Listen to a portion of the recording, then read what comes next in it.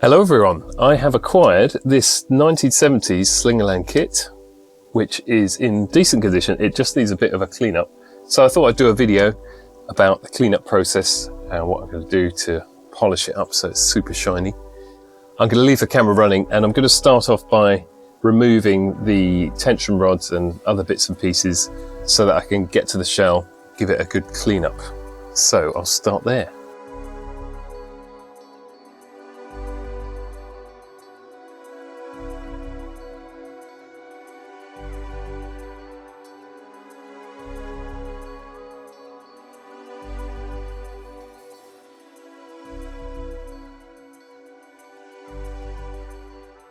That's the bass drum spur holder.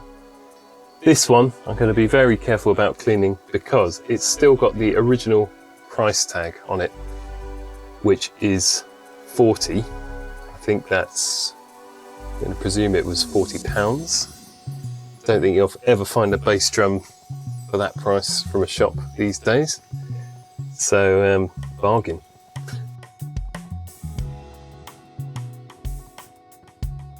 Right. There we have a bass drum shell with nothing attached to it.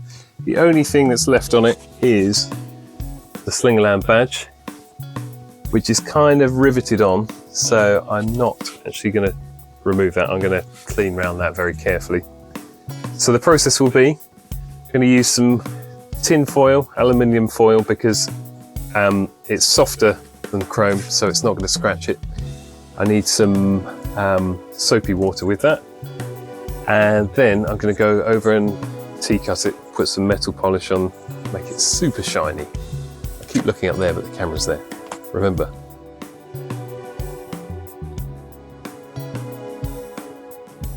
Yeah, that's making a difference already. There's some very fine scratches that are definitely not going to come out.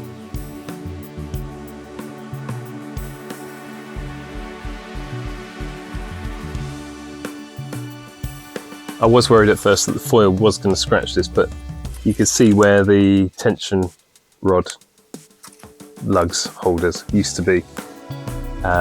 There's no scratching there. So it is going to work. It's just going to take a bit of elbow grease.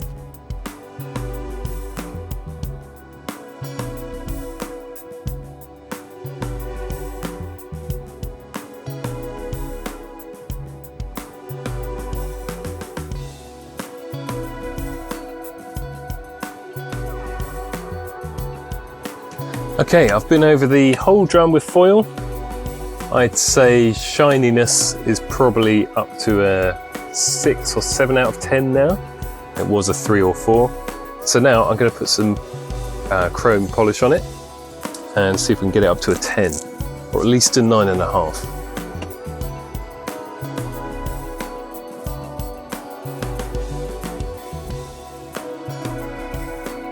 I am starting to be blinded by the reflection of the lights now, which is a good sign. It means it is shiny. So we're up to an 8 now.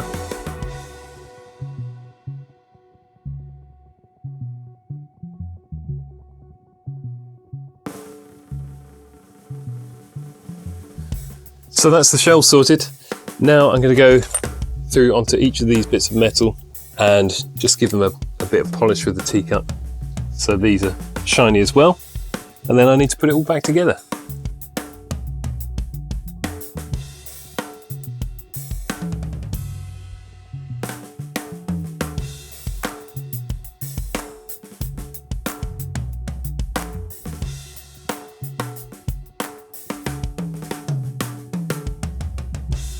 Right, so that's all of those done.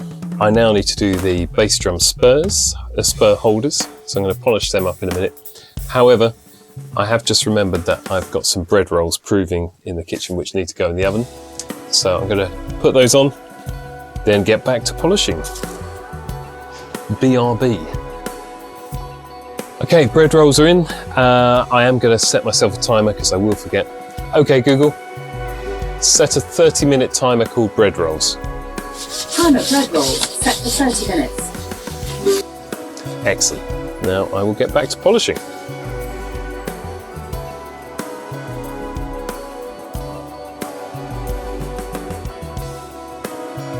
These larger bits of chrome do polish up very nicely. That is super shiny. That's definitely a 9.5. I've also got over there some silicone grease for these threads.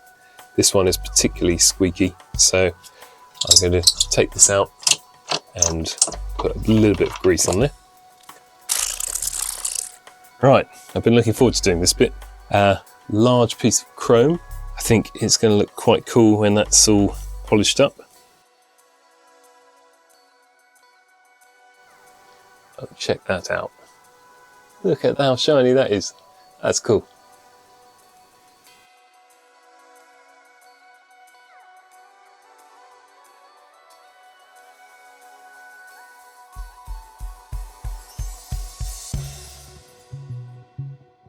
Okay, that's the bass drum polished and done. I have to say it's looking pretty great. Very shiny. So that did take a while. I'm a bit bored, so I might not do all these in one go because that would take ages. At the same time, I do kind of want to see them all super shiny like this. Maybe I will carry on. As you can see, I operate a very careful filing system. Basically, I put some stuff there, some over there, and some other stuff over there. And that's just how I tend to operate.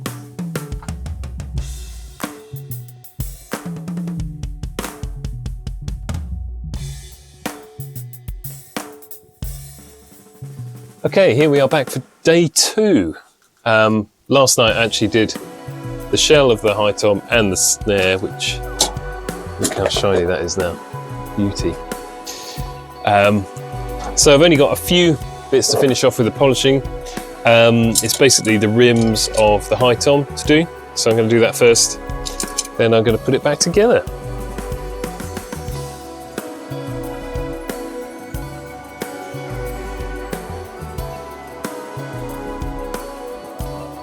Okay, that's the drum put back together.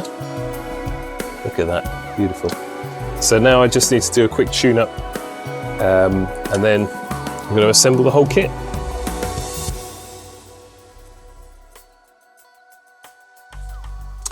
Right, I think that's got it in the region that I want it roughly. I tend to have these with the top skin quite slack and the resonance side a little bit tighter, so you get not very much sustain from here, but most of the pitch coming from the bottom skin. Just tends to give it a little bit more attack, which is what I'm wanting on this.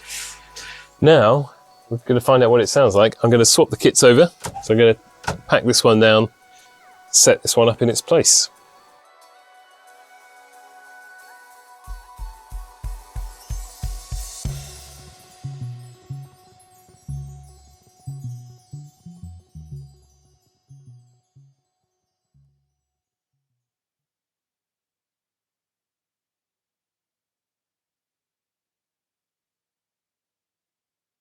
I think we are ready to record, so microphones are all clipped on.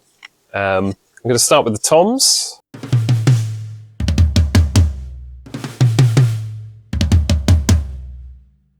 Very classic 70s sound straight away.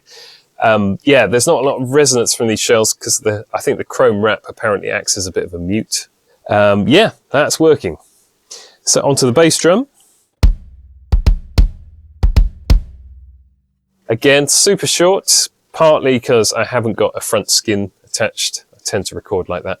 And also there's a pillow in there as well, which is doing a lot of dampening.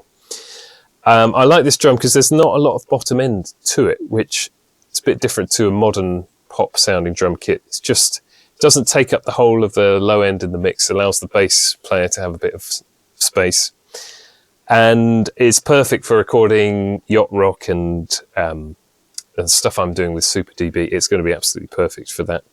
Snare drum, I've got this in quite a low 70s tuning again. Again, it does that very well because it hasn't got a lot of sustain, even in the very low pitch. I do have a snare weight on here, which is doing a little bit of dampening, but yeah. So I'll play all the drums together so you can hear them in context.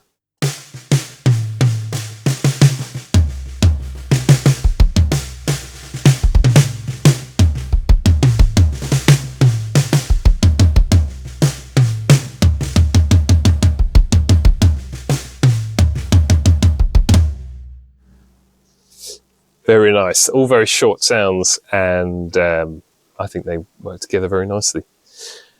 So just to finish off, I'm going to play a bit of a groove. Why not?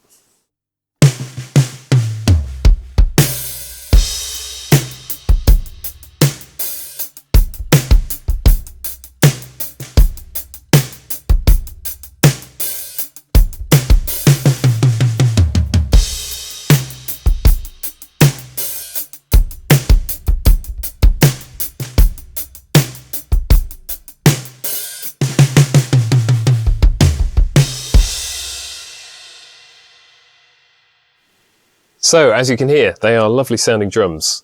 And if you are someone who writes music, or you're a music producer, and you like the sound of these, please do get in touch, because I do offer drum recording services from here.